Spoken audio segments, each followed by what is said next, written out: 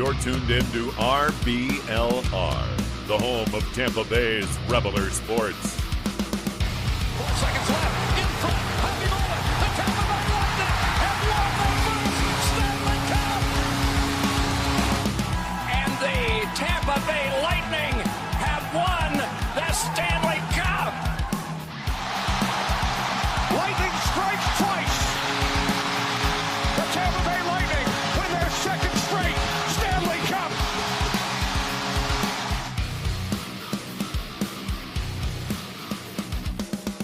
Hello, everybody, and welcome back to RBLR Lightning. As always, my name is Jake Ricker. Alongside me, it's Joe Zamotaro. It's Matt Gannon. Guys, welcome back to the show. We got another action-packed episode for you all. Can't wait to get right back into some more Lightning hockey, and things are going pretty well for the Lightning right now. They are in striking distance of first place. We'll get into all of that and so much more. But first and foremost, guys, how you doing today?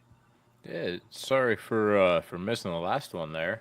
Glad to be back on the show, and man, we've had such great weather. I hope this isn't like the last cold snap that we have before it starts getting really hot for summer. How are you guys doing?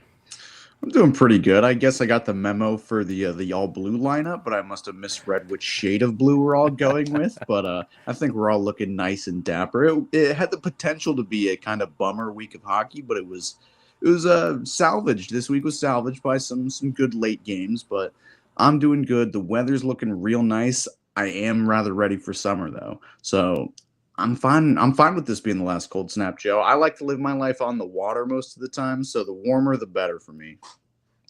Listen, as a born and raised Floridian, no more cold. Give me the warm weather. I'm ready to go. I've had enough. But we're here to talk about hockey and all the Lightning have been doing. We're going to be going over the 4 games played that the Bolts had over the last week. We'll take a look at their upcoming schedule, our 3 stars of the week, all that fun stuff. And if you're here with us live, first of all, thank you so much for hanging out with us. Don't forget to drop your comments down below in the live chat. We'll get up on screen. We'd love to hear what you guys have to say. So join the conversation with us. And also follow us at RBLR Lightning and at RBLR Sports so you don't miss out, though, when these do go live if you're watching this at a later date. With that said, let's jump right into it. First game, guys, we're going to talk about here, the Lightning taking on the Carolina Hurricanes. And this is in the midst of a little bit of a funk that the Lightning found themselves in. Things did not go well for the Bolts in this game. Trying to bounce back against a very good Hurricanes team. Hurricanes win this one 4-1. And you know, I thought the Lightning had some moments where they looked okay, but really this was a game controlled by Carolina for pretty much the majority of the game. 31 shots, the Lightning's 24. They win it 4-1. You know, I thought they got off to a pretty good start in this one, and they just couldn't convert. If I'm not mistaken, and maybe I'm getting my games crossed, didn't they hit something like 3 or 4 posts in this game? Where, I mean, they had some chances. Yeah, they had some chances to get back into it, but just, puck luck wasn't on their side. And, you know, if you're going to go for a skid, I guess now is the time because it seemed like, some of the other teams in the East are doing it as well. But it was an unfortunate one because I thought that they, put themselves in a good position and just weren't able to get the luck that they needed in order to, start getting momentum on their side. And unfortunately, you caught Carolina in the middle of, one of their hottest streaks, if not their hottest streak they've had in a while. I think at the time of this game, it was 6-0 for Carolina. I think they've extended that to 7-0 now.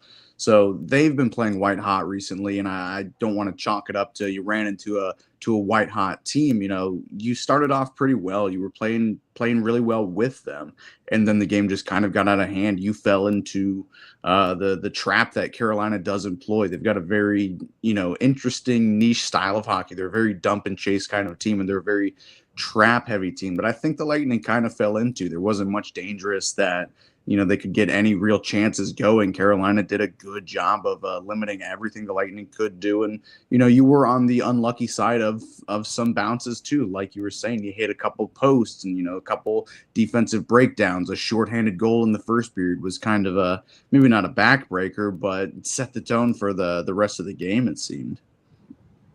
Shout out to the penalty kill, though, in this game, who did keep Carolina off the board. They were 0 for 5 on the power play. So penalty kill still doing its thing. They've looked really good. Just didn't get the offensive chances to get in the back of the net. Gage Gonsalves does score a goal in this game. Boy, has he been white hot as of late. We'll get into him more as we get into more of these games, but tough one for the Bolts. Matt, you kind of said it. It's a good Carolina team, so you don't throw maybe as much stock into it. They are in a little bit of funk right now. Okay, you got the Philadelphia Flyers up next, a team that is not making the playoffs, probably close to getting officially eliminated now. This is a game they should bounce back and have no problems with. However, I don't know if you guys know this, but the Lightning tend to play really weird games against the Philadelphia Flyers. You never know what you're going to get when it comes to the Lightning and the Flyers in those matchups. And this one was another one that did not go the Lightning's way. They lose this one 4-3 in the shootout this time around. Back and forth game, the Lightning actually got off to a good start with Gage Gonzalez scoring a power play goal and getting the Lightning out to a 1-0 lead, but the Flyers kept fighting back. Even Gergensen scored a goal in this game, giving the Lightning a lead at some point, but it's ultimately the Flyers and getting through in this one, in the shootout to win it, and the Lightning can't get that extra point at a time it feels like they really needed it. Yeah, shootout losses are such a bummer because it doesn't feel like you lost in a fair way, at least in my opinion. Like, I know a lot of people don't like the shootout. I'm starting to become one of them, but it just feels like you let an extra point, a very crucial point right now. You're battling for first in the division, slip away from you. I thought they were the better team in the overtime period as well. I guess working my way back, from finish to start, I thought they were the better team in the overtime period. They held possession what seemed like all 5 minutes. But the entire rest of the game, they seemed kind of disinterested. I'm not sure what was going on. Obviously, it's an inferior Flyer team. The Lightning are prone to kind of play down to their opposition sometimes, it seems. And, the Flyers are not anything special right now. And they just look disinterested most of the game. I don't know what I can chalk this one up to other than you didn't really – I guess you did start on time, but – you just never really felt like you were truly in it, kind of like everybody was, having a flu game, under the weather, whatever it might be. They just. I don't know if I lost his audio or if that's something on my end. No, we lost Matt there for a second. Just for the tail end of what you're saying, but I feel like kind of all these losses felt a little bit similar in that sense, except for basically the first period of the Carolina game. The Lightning have looked tired. I was having conversations, I think even with you guys, are they injured? Are they tired? Or are they just plain disinterested, ready for the playoffs to start? And, really, I think that this game maybe started to spark the turning of the tide, because up to this point, let me give me just a quick second to add, there is 4 goals against in this game. Well, I guess 3 goals against in this game, 4 goals against in the previous game, and 4 goals against in the game before that. So that's 11 goals allowed in 3 games. If you want to go back to Buffalo, that's 5 more. So that's 16 goals in 4 games allowed. Really not playing much of defensive hockey. They've looked just kind of out of it. Kucherov wasn't playing in this one. So, I mean, it was one of those games that just, starting to wonder if they're going to dig themselves into a huge hole here and, start fighting for a wild card if they continue on that slump, because it didn't look like they were getting out of it. I will say, though, one really huge bright spot has been depth scoring. And this is one of the games that certainly showed it, probably best, because you get Gage scoring, Gergensen's and Atkinson, who was just back in the lineup, all getting goals. And no, those aren't the normal names that we're used to hearing this season. So that's really, really important when you're coming down this stretch. And, as it kind of turned out, it was a little bit of a turning of the tide. And that's the biggest bummer for me about this game, too, is that you get, very rare goals from Zemgus Girgensons and Cam Atkinson, and you don't have these supplementary scoring to supplement it. You don't, the top line didn't really seem involved in this game. And again, you get rare goals from these guys. Your depth scoring is there, and you don't do anything to help them out. Like, that was the biggest bummer to me is, Zemgus scored, but Point can't, or Gensel can't, or I guess Cooch didn't play this game, but it's hard you for spoiled those the two Zemgus to game. score without Cooch, Mm-hmm. we've seen this story before, in where the Lightning had a bad stretch of hockey for a while, and a big issue was the top six not being able to score. For those, the finishing statistic, and for those that don't know what that is, it's just like you have 10 shots and you score on 7 of them, you have a very high finishing percentage. And the Lightning were doing such a great job, especially their top six early on the season, scoring a ton of goals. It kind of fell off a little bit, and they came back down to earth a little bit. I think that's what happened again in this stretch of games where, yeah, you did get some depth scoring, which was great, which is why this game was a 1-goal game, and they get it into a shootout.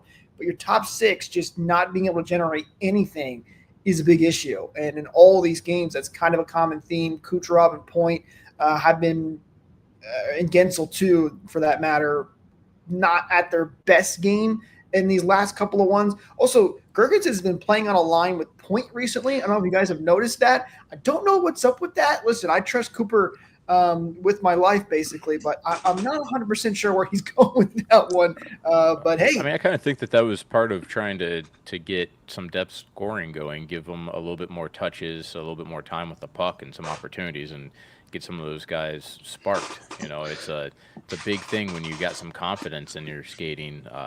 Beyond anything else, if you are playing with confidence, then the puck just seems to find you for some reason, and there's not a better way to have pucks find you than to be able to play with those guys. And it didn't really last too long. It was either this game or the Boston game where that line, it was a short experiment in which, I can't say I disagree with. I guess it worked, but it didn't last a whole, heck of a long time. Cooper's been employing the 11-7 figuration throughout a lot of this, last week or so, with Mitchell Chaffee being the odd man out, which is kind of perplexing to me. I don't know if it's because I, easily fall in love with the third line blue collar, no name style of players, or why is Mitchell Chaffee out of the lineup? That's my question, because I think he deserves a spot, but it seems to be kind of working, which is the unfortunate bit.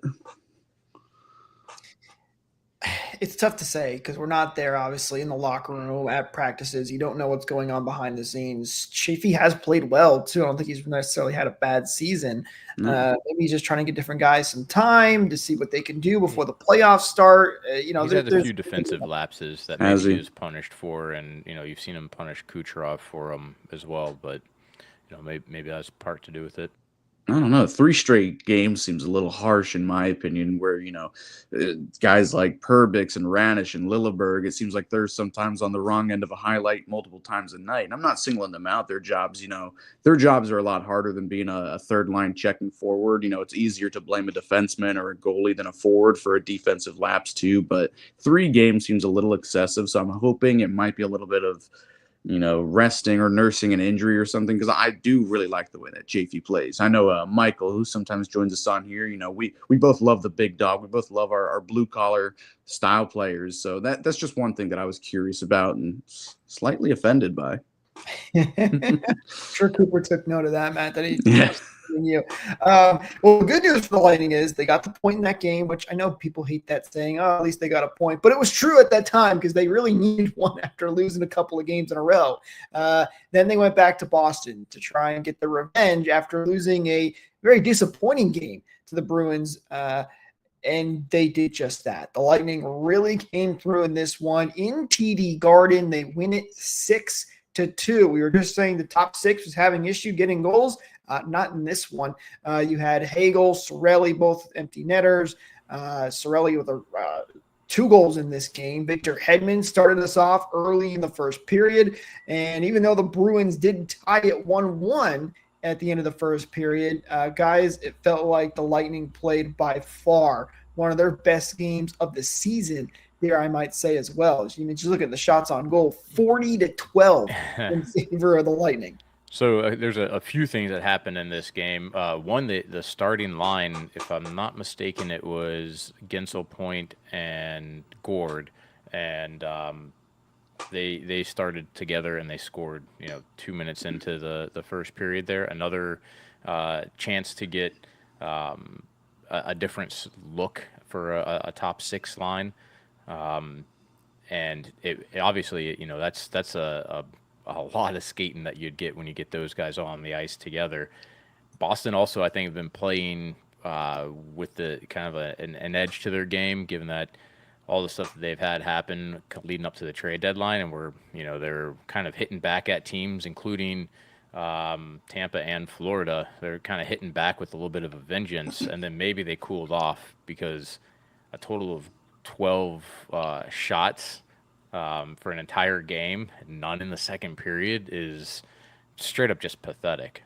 Yeah, a lot of the times it's hard to judge a game simply off the score and looking at the shots, but this game you can accurately surmise what did happen during this game. Like, it was a pretty hard beatdown. Like, it didn't really seem like it maybe during the game, but the second period tells you everything you need to know. I mean, even just watching it, Boston couldn't do anything. There were, I don't know, maybe an actual handful of times where they got, entry into the zone carrying the puck and then could not get a shot off. And credit to the defense, credit to everyone who was playing during the second period of how good they did lock it down. So they did a great job of just, keeping the pressure up, playing strong defense. There were a couple of good, really, really good defensive plays by Ryan McDonough in the second period that helped keep the shots to zero. That's what I was really ended up cheering for in that second period. Not even goals, was, give them a donut for the whole second period. That was great.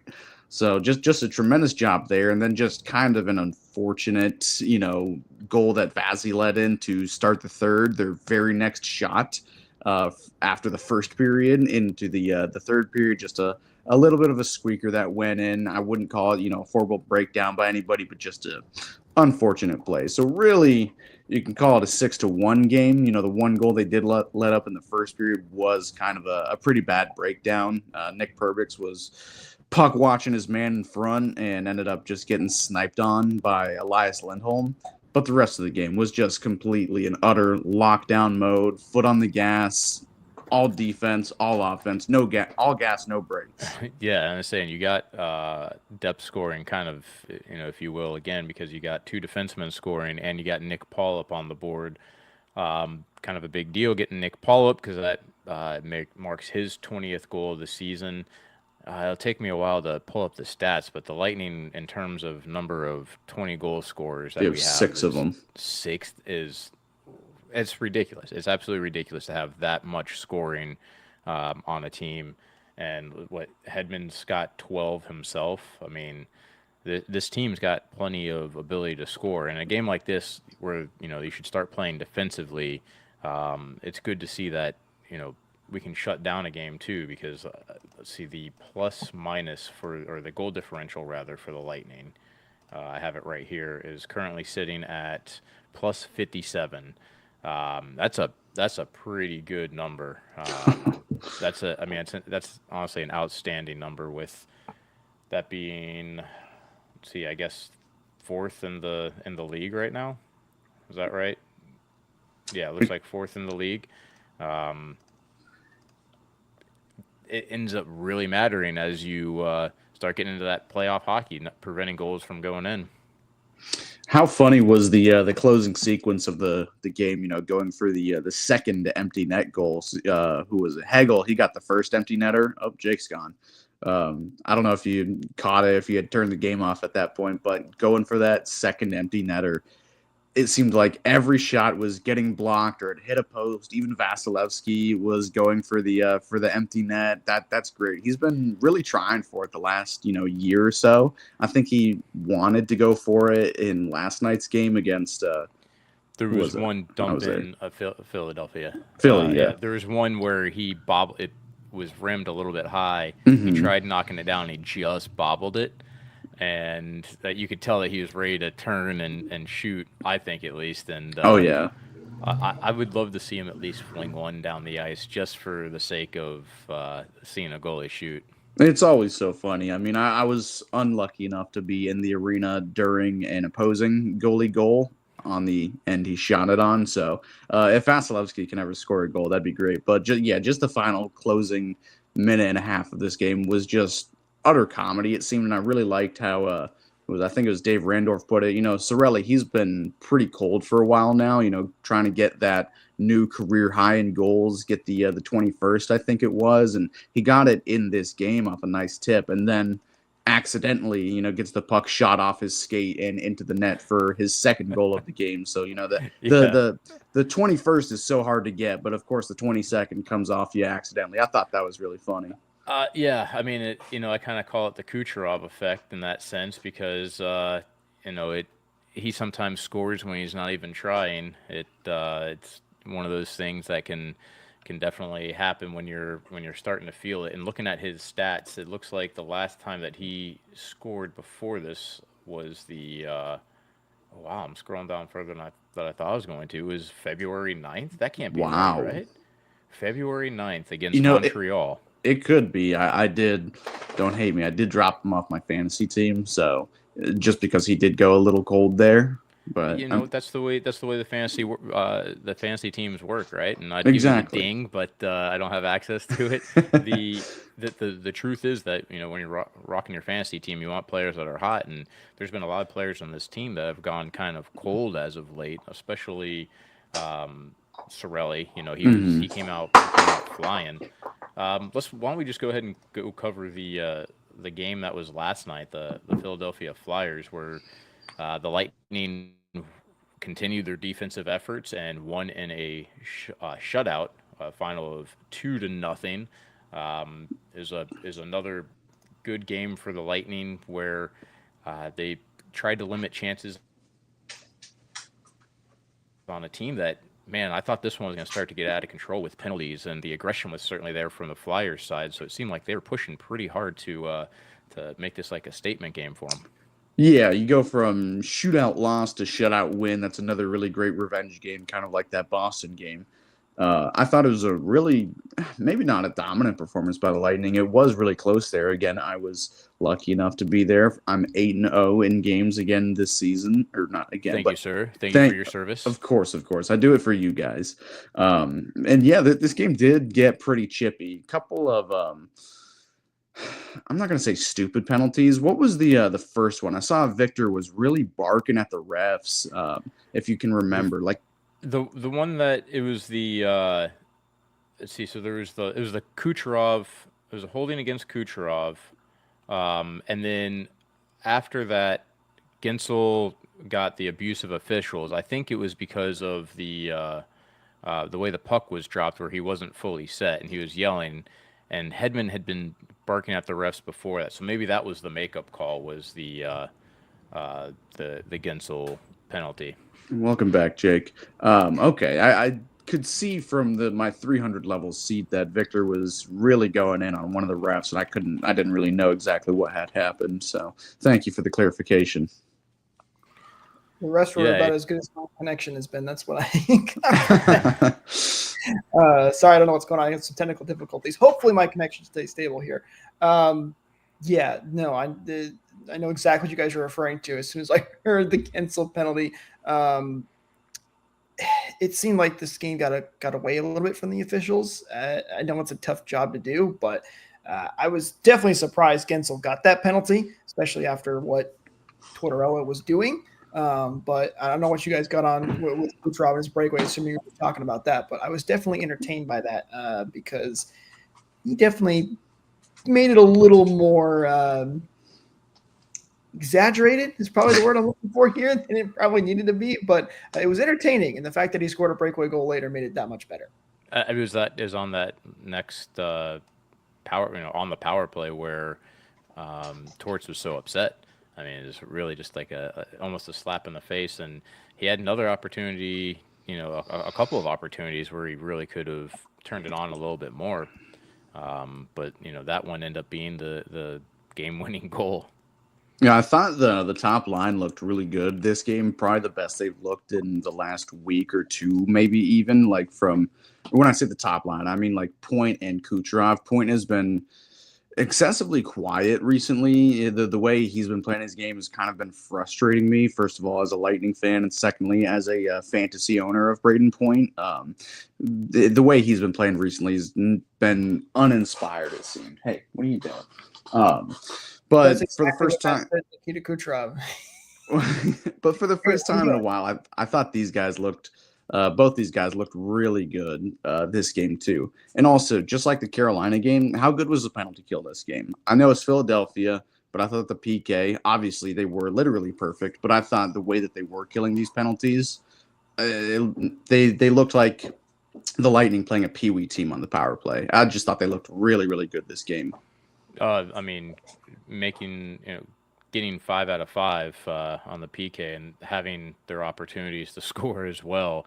It's kind of been the way that their PK has been going all season, where they're actually almost more of a threat than anything when they're shorthanded. And yeah, again, kind of a tale of two different teams in the games that we're covering this week, where you go from a team that is struggling to look like they have any sort of spark of hope or be alive to a team that's playing all facets of the game in the right way, to the point where they get a shutout and stop 5 power plays, but I mean really it was like 4, right? One of them was really, really short, but still playing that well at the fundamental hockey. I'm excited for what there is to come, especially with the way this playoff picture is starting to shake out. Penalty kill, by the way, ranked 4th right now for the Lightning at 82.5%. And as we mentioned, they can score shorthanded goals. So if you have it handy, do you know where we are ranked in terms of penalties and minutes? I can try and find. I don't have it right in front of me. Penalty minutes. Yeah. Let's see. So, penalties. I mean, I would say we have been one of the more penalized teams in the league. So being 4th for the penalty kill, I mean, we might have the most total penalties killed in the league, most total penalty minutes killed, actually, even though we're 4th for the quality of the PK. Penalty minutes, they actually rank 16th, about middle of the pack at 552. All right, so they've started to. At the beginning of the season, they weren't. No, they haven't been as bad. If you're curious, by the way, the Buffalo Sabres are first in the league with 725 penalty minutes. Boston just behind them. So, but still, either way, 3 irrelevant teams. That's very true. It's when you start getting relevant, you start getting a little more feisty and just throwing punches. That's how those things usually go. The good news is the Lightning, though, operating at a very high efficiency when it comes to the penalty kill, and that's great to see. Especially as you get into the playoffs, when those special teams become even more important, because you're not seeing as many power plays sometimes, and they can become that much more important and that much more game-changing. So good for the Lightning in that category. Let's go to our 3 stars of the week, guys, and talk about some of the players that shined for the Bolts. There were a couple of guys, this was a weird week because the start of the week, was in the middle of that slump. It felt like nobody was really showing up. Nothing looked great. But then the second half of the week, they started to play much better. And you got the Lightning of old, and a lot of players stood out that could have been on this list. But let's start with our number 3 star of the week. And this one, I almost kind of laughed because I said in our chat, guys, I said he should get the number 1 star just for his game against Philadelphia because it was very entertaining. It's none other than Nikita Kucherov who gets this 3rd star of the week. He did have a good, solid week, but just his antics against Philadelphia, scoring that great breakaway goal, which is something he doesn't often do, but he's been doing a good job as of late. He gets 3rd star of the week. Yeah, got a game-winning goal, comes back after having a game off. He's – also, he's really on the cusp of setting another, what was it? He's got 66 assists, 29 goals. He's got 95 points, and it feels like he's been cold for like the last month almost. Just shows you how incredible of a player he can be to put up. He's almost already at a 100-point season. He's 1 goal away from getting 30 goals, and I don't know if you guys noticed, but if it wasn't on the Philadelphia game, it was in the Boston game for the empty net goal. He had a beautiful chance to shoot right at it, but instead decides to pass because I don't Yeah. think he wanted to put 30 in as an empty net. I thought that was really funny. It really helped me out too. So thank you, Nikita, because he gave it to Jake Gensel, noted fantasy player of mine. So an empty net goal from Kucherov and Point, who I also have on my fantasy team. So I just thought it was really funny. He had the perfect chance to maybe one time it or just easily shovel it into the net, and he gives it to Gensel to really extend his team lead on goals this year. He's been really good too. But yeah, Nikita Kucherov, despite missing some time throughout some of these games this week, completely missed the was it the Boston game or the other Philadelphia game, and his absence is always missed, and when he's in the lineup, it is always very dangerous. He's just quietly doing his thing, like you said.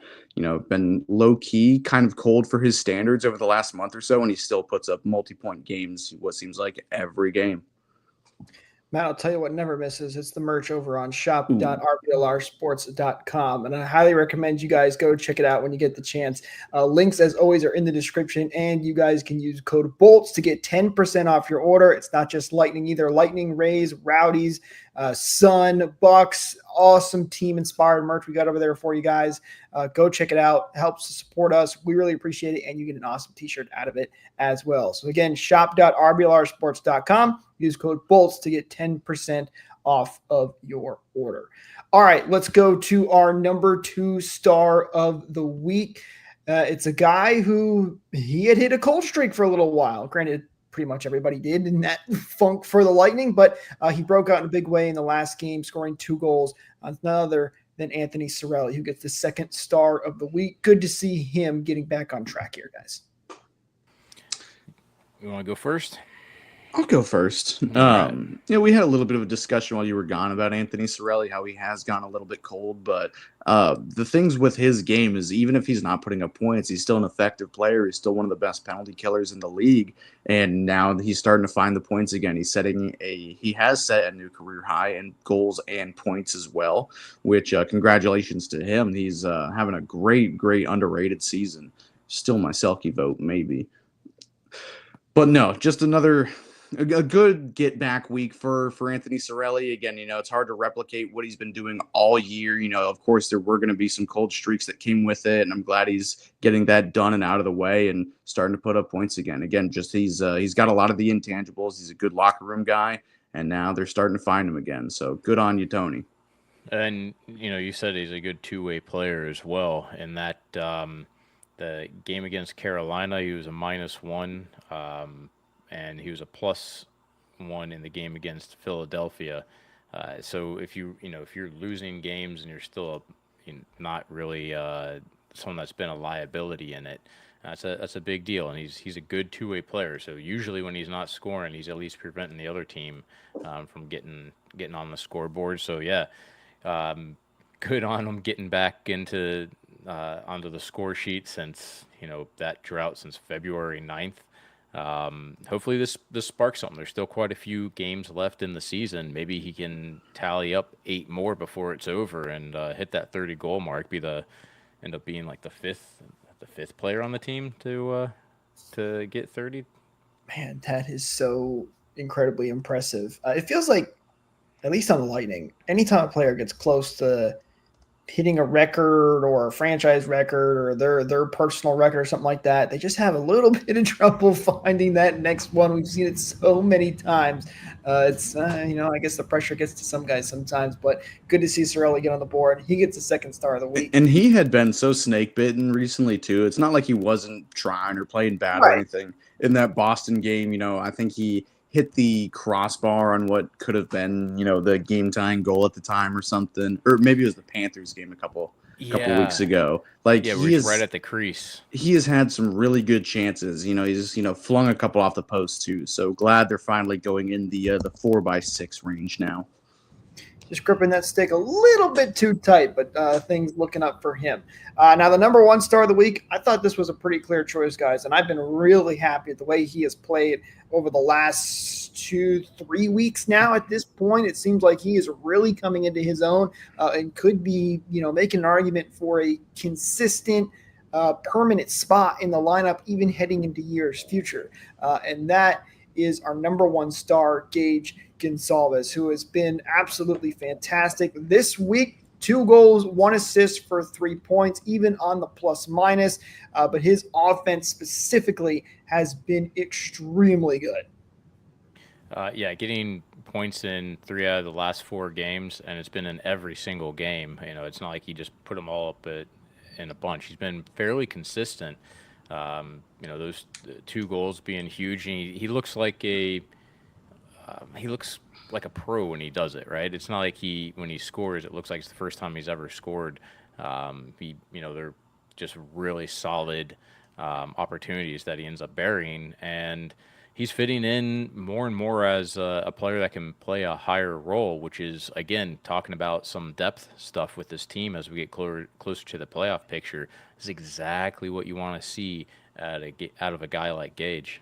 And if you could give third assists on goals, he would have had 2 extra points this week. Like, there was one play in the Boston game where he kept a play alive, and he made a great play to get it back to his defenseman.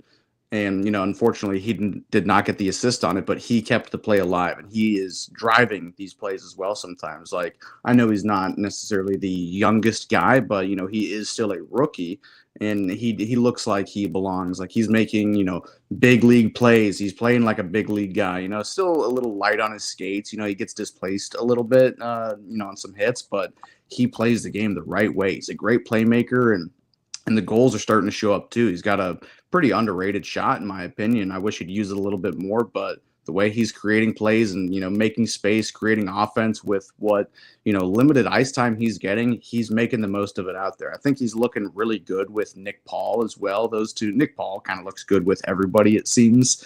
But, hats off to Gonzalez. He's been super consistent ever since, I think we waived him and sent him down and called him back up. Ever since he's got called back up, I don't think he's sat out a game, maybe 1 or 2, but every game that he has played since then, he is, he's battling for it. He is playing the best hockey he ever has. It's not easy to do at the biggest stage in the world, and he is making every shift, every second of his ice time worth it. Great to see, especially as you get closer and closer to the playoffs. Those are the kind of players you want to get hot and can help you make a deep run into the postseason. Looking ahead now for the Lightning, there's some big games this week, not necessarily because of the opponents that they're playing, but what's at stake in the standings right now, guys. The Lightning, 83 points. They're sitting at second place in the Atlantic Division, and they are 2 points behind the Florida Panthers with a game in hand. So they can tie the Panthers with a win. I do not believe they would not have the tiebreaker, so they would need to pass the Panthers and then to get that first place spot. But they're in striking distance. They're right there. It's not a spot they were in, a week ago, a couple days ago. So it's been good timing for the Lightning to get these points when they have, as the Panthers and Maple Leafs have hit their own skids of themselves. So for the Bolts coming up this week, you have a game against the Dallas Stars on Thursday, the 20th at 8 p.m. Eastern. A little bit of a weird time for that one. And this is the start of a 3-game road trip, as then they'll be taking on Utah on the 22nd. That game at 5 p.m. Eastern. And then you have the Vegas Golden Knights on the 23rd, the second half of a back-to-back at 8 p.m. Eastern. And then we'll be back hopefully with another episode for you guys next week on Monday. But a 3-game road trip coming up for the Bolts with the Stars, Utah Hockey Club, and the Vegas Golden Knights. That's going to be a tough one against the Golden Knights. They're currently first in their division. And it's like a mini Midwest road trip that they're going on here. So, with these road trips, as long as they keep that momentum up when they come back, hopefully they can continue it. Because it's a tough schedule with your travel. You get the back-to-back, and then you gotta come back home. So this is a bit of a tough stretch, but they need to power through it in order to get above what Florida's doing. And again, that's why when you have those head-to-head matchups against a team like Florida, they're so important. Those big 4-point swings. If you get that win versus the loss, and they lost earlier this month against them. So, gotta get to work. Gotta get keep bagging these points, and I'm looking forward to seeing what they do with Sergachev on the ice. It'll be fun to see them in that barn with old friends. Yeah, I don't think I'm as scared as Vegas as you might have let on, Joe. They've been pretty pedestrian ever since the start of the new year. They haven't really played very well or consistent hockey. They just got shut out by Peter friggin' Mrazek of all people on Detroit. Still not a team you should ever take lightly. None of these teams are, but they're not the juggernaut I think a lot of people make them out to be. And will this be our first time seeing playing against Sergachev in this Utah game? We see him in this Utah game, and then he's coming back home Thursday in a week. Oh my, yeah, I'll get my tissues ready. That's going to be an interesting tribute video. Hopefully, whoever's covering that does not do a terrible job in covering it. Sorry, I got a clip of Steven Stamkos' tribute in my feed the other day, and it got me riled up because that coverage was so bad. Anyway, big gains for the Lightning, trying to catch the Florida Panthers right now. I will say this, you're playing for home ice basically by getting first place in the Atlantic. You'll run with home ice a lot longer in first place. The bad news is the reward for getting first as of right now, and more than likely they would play the Ottawa Senators, who's not a team I don't think the Lightning would love to play, but that's a problem for once we make the postseason. That's the goal. Get yourself in the best position possible, especially when it comes to home ice, and they're going to try and do that with these next 3 games. Quick comment here from Beverly before we wrap here. She says, congrats to Mr. Vinik on being voted #1 team owner in the NHL. I've been seeing a lot of stuff popping up when it comes to rankings and the Lightning every single time. When it comes to ownership or dealing with the front office, whatever it is, they are #1 and by a wide margin. So yeah, I'm pretty sure that one was from the Atlantic, and it seems like if they had a running tally, it'd be him and Cooper voted #1 for like the past, I guess since we probably started winning cups. Probably even before that. I mean, there was a huge culture shift when, Vinik bought the team and Yzerman came as GM and Cooper came, or I guess Cooper was first. And then just a huge, huge culture shift in what's been, 15 years now or so. And you go from the bottom to the top. I mean, this organization is ran better than pretty much every single other team in the league right now. That's what seems the voters seem to think, and you could argue it for probably a lot of the other major sports in North America too. This is an A1 class organization. It is the best in the world. Really makes you appreciate what you have, especially when you look across the bay and what's going on over there. Oh yeah. Anyway, I won't get into we really are, because it's been a mess over there with the Rays. Hopefully they get it all situated, but it just goes to show you that good ownership is a blessing, and it's been great to have Vinik as the Lightning's owner. Guys, I think that's going to do it for us in this episode. Thank you so much to everybody who tuned in with us live. Don't forget, hit that like button, hit that subscribe button, ring the bell for notifications, all that fun stuff, so you don't miss out on future episodes just like this one. You get notified when we do get live. Hopefully that'll be next week on Monday at our regular scheduled programming. But until then, we'll talk to you guys in the next one. Go Bolts.